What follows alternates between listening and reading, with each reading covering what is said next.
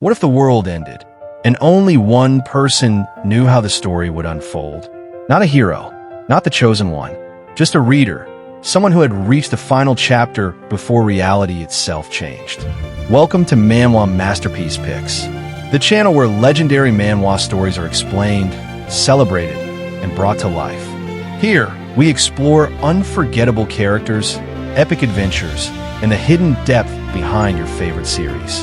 And today, we're diving into a true masterpiece, Omniscient Reader's Viewpoint, a dark fantasy, action, psychological, and apocalyptic manhwa, blending survival, thriller, and meta-storytelling in ways that captivate the mind and the heart. But what sets this story apart is not its monsters, battles, or apocalyptic chaos. It's the idea that one ordinary reader, armed only with knowledge of the ending, can shape fate itself. It's a story where the line between observer and participant blurs, where every choice carries unimaginable weight, and where survival isn't about strength. It's about outthinking a world that was written to destroy you. This is the story of Kim Dokja, an ordinary man with an ordinary life, who lived quietly, unnoticed, with nothing but a passion for reading. His escape from reality was a web novel called 3 Ways to Survive the Apocalypse, a story about an end-of-the-world scenario full of peril, pain, and the impossible odds that humans must face. For 10 long years, Dokja followed this story. He studied it, memorized it, and imagined every twist and turn. He laughed at the clever moments, cheered for the heroes, and grieved the tragedies. But unlike most readers, he saw the ending, a finale that marked both the end of the novel and, unknowingly, the beginning of his true journey. One day, everything changed. The subway he rode froze mid-journey. A strange, incomprehensible message appeared on his phone, and the world shifted. It became the novel. What he had read, imagined, and finished was no longer fiction. The scenarios, the traps, the monsters, all of it came to life. The streets became hunting grounds. Humans were no longer free. Every decision, every action carried the weight of life and death. Chaos reigned. Panic spread like wildfire. People screamed, ran, and fought, not knowing the rules, not understanding the patterns, not knowing which choices would save them or destroy them. Except for Kim Dokja. He knew. He knew the betrayals before they happened. He knew the monsters' weaknesses and the hidden dangers. He knew who would survive, who would falter, and who would be lost forever.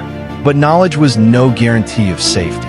Every action he took, every choice he made, could ripple through the story in ways he had never imagined. The more he interfered, the more unstable the world became. Every move carried consequences heavier than life itself. Kim Dokja was not a hero. He did not wield unimaginable power. He was not a chosen one, a savior, or a legendary figure. He was a reader, and his weapon was intelligence, foresight, and strategy. Yet that weapon came with an unbearable burden. Being the only person who knew the story's ending meant that the responsibility of survival rested entirely on his shoulders. No one else could understand, no one else could help. Every death, every betrayal, every failure, he had seen it all coming, and every failure weighed on him like a mountain. In the midst of this chaos, he encountered Yoo Jung-hyuk, the man who had lived this world countless times before, the protagonist of the story itself. Jung-hyuk had died and regressed over and over, thousands of times, each life leaving him more weary, more hardened, more broken. Each regression erased what he had loved, what he had lost, and every time, he faced the same impossible cycle. When Kim Dokja met him, he realized something critical. Knowledge alone could not save them. Allies, strategy, and timing were essential. He needed Jung-hyuk's skill, his experience, his survival instinct. And Jung-hyuk needed someone who understood the story, someone who could navigate it with foresight and intelligence. Together, they began to challenge a fate that was already written. One man had lived the story and failed. The other had read the story and knew how it ended. And together, they had the potential to change the outcome entirely. But the world itself was more than just monsters and villains. It was governed by the star stream, a cosmic system that transformed human suffering into entertainment. Above humanity, the constellations watched. They were gods, myths, and legendary figures, observing, judging, and intervening as they saw fit. They could grant power, aid, or guidance, but always with rules, limits, and hidden consequences. This system was cruel by design. It did not reward the righteous, nor punish the wicked. It only demanded spectacle, and every miracle had a price.